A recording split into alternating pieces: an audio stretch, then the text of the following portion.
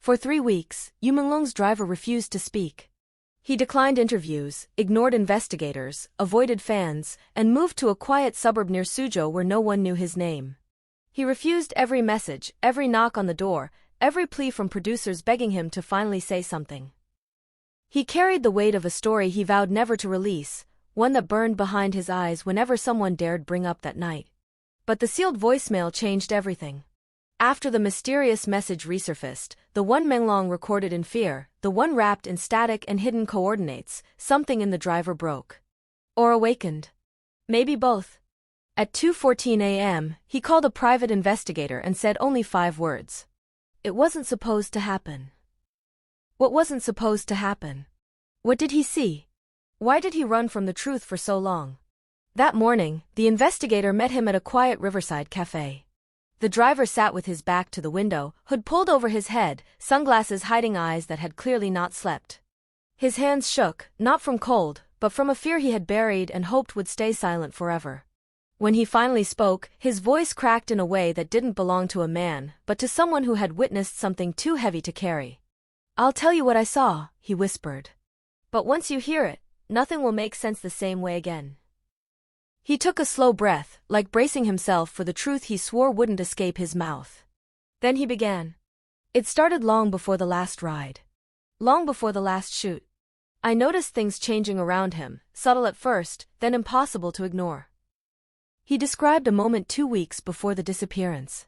Yumenglong sitting in the back seat as they drove to an evening rehearsal. The traffic was normal. The sky was clear. But when they passed a construction site, Menglong suddenly leaned forward and said, "Did you see that?" The driver looked. He saw nothing but open scaffoldings and streetlights. "What am I supposed to see?" he asked. Menglong stared at the reflection in the window, not outside, but inside, at the faint image of himself mirrored in the glass. "That," he whispered. "The shadow behind me." The driver laughed it off, thinking Menglong was rehearsing a line from a script. But the actor didn't smile. His face tightened, his pupils shrank, and a tremble ran through his fingers. "There's someone following me," he said. "But nobody believes me." The driver brushed it off. But in the days that followed, he started noticing peculiar details, quiet ones that didn't scream danger, but whispered it. The back door of the car unlocking by itself. The GPS rerouting without warning. Static bursts through the radio at the exact moments Menglong looked uneasy. Headlights trailing them at the same distance each night, always turning away the moment the driver tried to get the plate number. One night, he caught Menglong examining the back seat as if searching for something invisible. "What are you looking for?" the driver asked. Menglong replied softly, "The parts they left behind." The driver didn't understand then. He barely understood now. But everything escalated on the night in question, the night he had avoided talking about for years. It started at 11:03 p.m.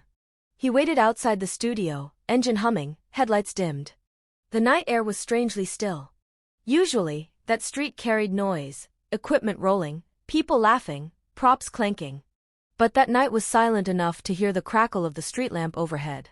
When Menglong finally walked out, he wasn't alone. Behind him was a man the driver didn't recognize, tall, wearing a long coat, head slightly turned away from the lights. But every time the driver tries to recall that face, he can't. It's like the memory blurs on purpose, smearing itself into the dark. Menglong walked toward the car briskly, pulling his hood tight. "Drive," he whispered the moment he entered. "But where?" the driver asked. "Anywhere." The urgency in his voice made the driver obey without question. As they pulled away, Menglong looked out the window, eyes shifting like he was expecting someone to appear from the shadows. Then it happened. 3 taps. From the trunk. The same tapping pattern now known from the sealed voicemail. 3. Pause. 2. Pause. 3. The driver swore on everything he loved that it didn't sound like metal shifting or objects rolling. It was purposeful. Intentional. Like a message from the back of the car. "What was that?" the driver whispered. Menglong didn't answer. He only whispered, "It found me." The driver's hands trembled on the steering wheel. He sped up, heart pounding. But as they reached the main road, the streetlights flickered, one by one, in perfect rhythm with the tapping. 3 flickers. Pause. 2. Pause. 3. Then the radio erupted with static so loud the driver nearly veered off the road. A distorted voice, one he could never fully describe, whispered something that sounded like Menglong's name. Then everything in the car shut off. The headlights. The dashboard. The engine. The phone. The car glided to a stop on its own. Dead. Silence swallowed the air. Then Menglong said something that would haunt the driver forever. If it comes to the window, don't look at it. No matter how much it knocks. Before the driver could ask what he meant, something tapped again, this time on the outside of the car. 3 taps. On the back window. Not breaking it. Not dragging across it. Just tapping. Slow. Deliberate. Like whatever it was had been following them for weeks, waiting for this exact moment. The driver froze. Every breath inside the car condensed into fog against the glass. Slowly he reached for his phone, even though it was dead, and pressed the screen out of desperation. But the phone flickered on for a split second. And he saw it. A reflection in the rear camera. Not a man. Not a shadow. A figure standing behind the car, head tilted unnaturally, as if listening through the glass. Then it whispered something that rattled the glass itself. Stop running. The driver dropped the phone and shut his eyes, shaking, palms sweating against the steering wheel. He didn't dare look back. Then Yumenglong spoke again, calm this time. It got in. The driver swears the temperature inside the car dropped instantly. His breath came out in thick clouds. Static swarmed the radio even though the car was dead. And then came the moment he refused to repeat until now. A second voice inside the car whispered from the back seat. Soft. Close. Too close. You recorded it, didn't you? Before the driver could react, the lights on the street sparked back to life. The car rebooted. The dashboard flickered. The engine roared. And Menglong grabbed the driver's arm. Drive. Don't look back. He obeyed without hesitation. They drove until the sky began to lighten. When Menglong stepped out of the car at the riverfront, he turned to the driver with eyes that looked older, heavier, defeated. If something happens, he whispered, don't let them touch the recording. What recording? The driver asked. Menglong only placed a small device in his hand, something old, scratched, and scaldingly hot, then walked away without looking back. That device was never seen again. And neither was he. When the investigator finished the driver's testimony, he realized what the man had been carrying all these years wasn't guilt. It was fear. Because something from that night followed them both, quietly, invisibly, until the sealed voicemail surfaced. And now that the recording is out, the driver fears what will come next. Because if the voice in the back seat was right, someone else has the other part of the message. And they haven't spoken yet. The driver's voice trembled as he returned to the part of the night he had tried for years to bury. His eyes darted around the dim interview room, tracing invisible shapes in the air, as though the memories themselves were haunting the corners. He swallowed hard, fingers flicking nervously along the side of his coffee cup, and for a moment he looked like a man who wished he had never agreed to speak at all. But the weight of silence had crushed him for too long. Tonight, he had finally cracked open. He leaned forward, lowering his voice until it was barely above a whisper, as if the room itself had ears. What I saw, no one was supposed to see. The lights flickered overhead, not dramatically, just enough to feel wrong, and he rubbed his palms together, the friction sounding like tearing paper. He described the alley again. The same alley from part 1. But this time, he let the missing details spill out. He remembered the sound first. Not Yumenglong's voice, not footsteps, not wind, but a distant humming, mechanical yet human, like a voice being stretched into an engine. He said it pulsed, vibrating the steering wheel beneath his hands, making the mirrors twitch. Then came the flicker of shadow. Not a man. Not a car. Something thin, tall, and bent at the center, like a person paused in mid-collapse, trembling. It stood exactly where the moon should have hit the pavement, and yet no outline of its own appeared. It was as if the light refused to acknowledge it. I tried not to look, the driver confessed, staring at the ground, replaying the moment for the 1000th time. But something grabbed the back of my neck, not physically, but here, he tapped his spine, and forced me to see. He said Yumenglong stepped out of the studio door a moment later, unaware of the presence blocking the darkness. His shoulders were hunched, exhaustion dragging every movement.